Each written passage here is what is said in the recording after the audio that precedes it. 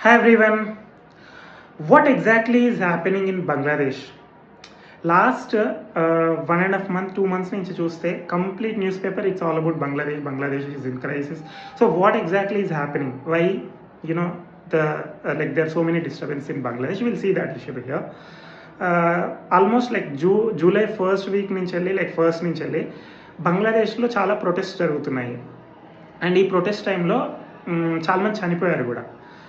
So ఎందుకు వాళ్ళు protest చేస్తున్నారంటే రూట్ కాజ్ ఎక్కడ స్టార్ట్ అయిపోయిందంటే కోటా సిస్టమ్ అనేది ఒక దాని దగ్గర వార్ పీపుల్ స్టార్టెడ్ ప్రొటెస్టింగ్. అది వైలెంట్ టర్న్ తీసుకుంది.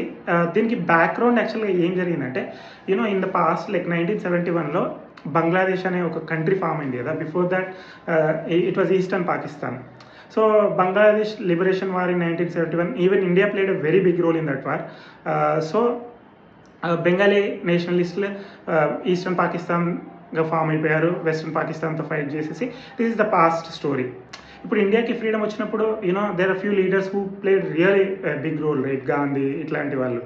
సేమ్ వే ఈవెన్ బంగ్లాదేశ్లో కూడా షేక్ ముజిబుర్ రెహమాన్ అనేసి షేక్ హసీనా ఉంది కదా present prime minister of the Bangladesh. ఇప్పుడు ఇండియాకి పారిపోయి రావాల్సి వచ్చింది. తన ఫాదరు రెహమాన్. సో తను ఫాదర్ ఆఫ్ బంగ్లాదేశ్ అని చెప్పొచ్చు, అంత రోల్ ప్లే చేశాడు. But in 1975 after 4 years Bangladesh form అయిన 4 yearsకి తను అసాసినేట్ చేసేసారు. సో తన ఫ్యామిలీ ఆల్మోస్ట్ అందరు చనిపోయారు except Sheikh Hasina and her sister. ఇది బ్యాక్గ్రౌండ్లో స్టోరీ. సో బంగ్లాదేశ్కి ఫ్రీడమ్ రావడానికి షేక్ హసీనా ఫ్యామిలీ చాలా రోల్ ప్లే చేసింది, which means they contributed something other to the Bangladesh independence, right? ఇది ఒక సైడ్. సో రీసెంట్గా ఏం జరిగిందంటే లాస్ట్ 50 years నుంచి బంగ్లాదేశ్కి ఫ్రీడమ్ వచ్చినప్పటి నుంచి వెళ్ళి they had some quota system where 30% of the seats are reserved for the people who fought for the Bangladeshi freedom. Freedom fighters ఉన్నారు కదా వాళ్ళకి, మిలిటరీలో ఉన్న వాళ్ళు కానీ వాళ్ళ చిల్డ్రన్, వాళ్ళ గ్రాండ్ చిల్డ్రన్కి గవర్నమెంట్లో ఎలైట్ జాబ్స్ 30% కోటా ఉంది వాళ్ళకి. ఇలా కోటా ఉండడం వల్ల రిమైనింగ్ పీపుల్ ఇది అన్ఫెయిర్ అని చెప్పేసి ఫైట్ చేయడం ఇలా 2018లో జరగడం వల్ల అది ఆ కోటా సిస్టమ్ని యాక్చువల్గా అబాలిష్ చేయాల్సి వచ్చింది. This happen in the year 2018. అలా అబాలిష్ చేసేసరికి అప్పుడు నార్మల్గానే ఉంది. బట్ దెన్ ఆ బంగ్లాదేశీ ఫ్రీడమ్ ఫైటర్స్కి ఉన్న చిల్డ్రన్ ఉంటారు కదా, వాళ్ళందరూ ఈ last couple of months back కోర్ట్ని అప్రోచ్ అయ్యి we need a quota reservation because we fought for the war, చాలా కంట్రిబ్యూట్ చేసాం, it's important to have that support అనేసి వీళ్ళు అప్రోచ్ అవుతారు. అలా అప్రోచ్ అయినాకనే మన సుప్రీంకోర్ట్ ఆఫ్ బంగ్లాదేశ్ ఏం చేస్తుందంటే ఫస్ట్ డిఫరెంట్ లెవెల్స్ హైకోర్ట్ నుంచి అండ్ సుప్రీంకోర్టుకు రీచ్ అవుతుంది. అండ్ దెన్ అగైన్ మళ్ళీ లాస్ట్ 2 months బ్యాక్ ఆ కోటా సిస్టమ్ని మళ్ళీ బ్యాక్ తీసుకొస్తారు 30% రిజర్వేషన్ అని. అప్పుడు ప్రొటెస్ట్ స్టార్ట్ అవుతాయి. చాలామంది స్టూడెంట్స్, ఇప్పుడు ఢాకా యూనివర్సిటీ ఇట్లా పెద్ద పెద్ద కాలేజెస్ నుంచి స్టూడెంట్స్ అందరు వచ్చి ప్రొటెస్ట్ స్టార్ట్ చేసేసరికి వాళ్ళు ప్రొటెస్ట్ చేయడానికి one of the main reason ఏంటంటే కోటా సిస్టమ్. అండ్ అందులో ఇంకా మెయిన్ థింగ్ ఏంటంటే షేక్ హసీనా ఫ్యామిలీ చాలా వరకు వార్కి 1971లో రోల్ ప్లే చేశారు కదా.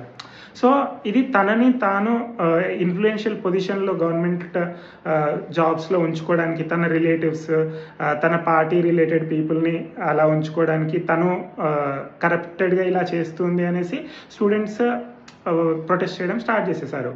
అండ్ సుప్రీంకోర్టు ఆ ముందు ఇచ్చిన ఆర్డర్ కోటా సిస్టమ్ 30% ఉండడం వల్ల వీళ్ళు ప్రొటెస్ట్ చేస్తారు అని చెప్పేసి ఆ డిసిషన్ని బ్యాక్ తీసేసుకుంటుంది.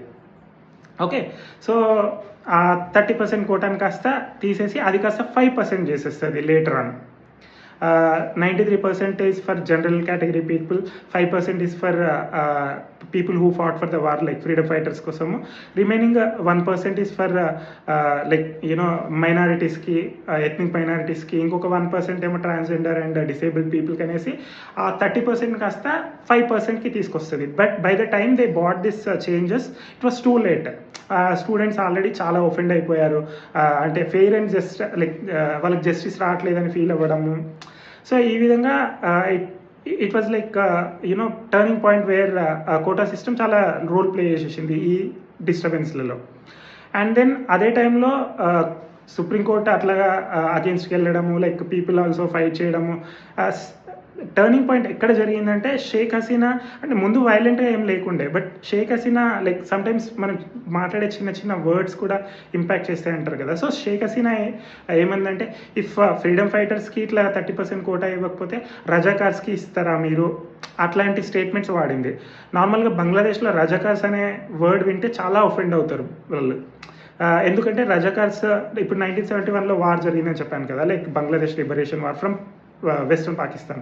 ఆ టైంలో group of militants inside Bangladesh వీళ్ళు వెస్టర్న్ పాకిస్తాన్కి హెల్ప్ చేశారు. సో వాళ్ళని ట్రైటర్స్ లాగా treat like it's more like ట్రైటరే కదా, లైక్ వాళ్ళ కంట్రీకి అగేన్స్ట్కి వెళ్ళారు కాబట్టి. సో అట్లా అనేసరికి స్టూడెంట్స్ని రజాకర్స్ అంటుందా ఒక ప్రైమ్ మినిస్టర్ అయ్యి ఉండి అనేసి అక్కడి నుంచి వైలెంట్ టర్న్ తీసుకుంది. అండ్ దెన్ రెస్ట్ అంటే అదర్ దెన్ దాట్ కరప్షన్ ఎక్కువైపోయింది అనేసి, ఎకనామికల్గా కూడా చాలామందికి like almost 16 to 18 millions of people job లేకుండా ఉన్నారని, అన్ఎంప్లాయ్మెంట్ ఒకటి, పావర్టీ అనేసి ఒకటి. ఈవెన్ టెక్స్టైల్ మిల్స్కి బంగ్లాదేశ్ చాలా ఫేమస్, లైక్ ఎక్స్పోర్ట్స్లో one of the top most అది. అట్లాగా వాళ్ళ వర్కర్స్ కూడా చాలామంది వర్కింగ్ కండిషన్స్ బాగాలేవు, వేజెస్ తక్కువ ఉన్నాయని చెప్పేసి అలా ప్రొటెస్ట్ కాస్త చిన్నది పెద్దగా మారిపోయి you know end of the day like military take over చేయడానికి లైక్ వచ్చేసి లైక్ షేక్ హసీనాతో మాట్లాడింది. సిచ్యువేషన్ చాలా చేయి దాటిపోయింది. So it's time to you know bring normalcy అని చెప్పేసి తనతో మాట్లాడి తనని కంట్రీ నుంచి వెళ్ళిపోమని చెప్తే then she came back to like ఇండియాకి వచ్చేసింది తను. అండ్ ఇండియాకి రాగానే కొన్ని రోజులకి పర్మిషన్ ఇస్తుంది. She is asking for asylum in UK, but then they are not supporting it because it's పొలిటికల్గా ఇన్వాల్వ్ అయింది కదా అని చెప్పేసి వాళ్ళు యూకే వాళ్ళు కూడా ఒప్పుకోవట్లేదు.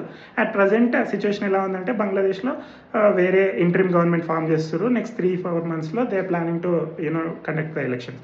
This is the issue. The main thing is quota, but then the quota system started the started the protest, but then quota కాకుండా కరప్షన్, ఇంకా బంగ్లాదేశ్లో కొన్ని లాస్ చాలా లైక్ టఫ్గా ఉంటాయి, స్ట్రింజెంట్ లాస్ ఉంటాయి. లైక్ ఎస్పెషలీ అపోజిషన్లో ఉన్న పీపుల్ పవర్కి రావడం చాలా కష్టం. సో షేక్ హసీనా కొంచెం ఆటోక్రసీ లాగా ట్రీట్ చేస్తుందని, ఎంప్లాయ్మెంట్ ఇట్లా మల్టిపుల్ రీజన్స్ ఉండడం వల్ల she has to step down, and issue has taken into next phase, and probably next 3-4 months they'll conduct election. Thank you.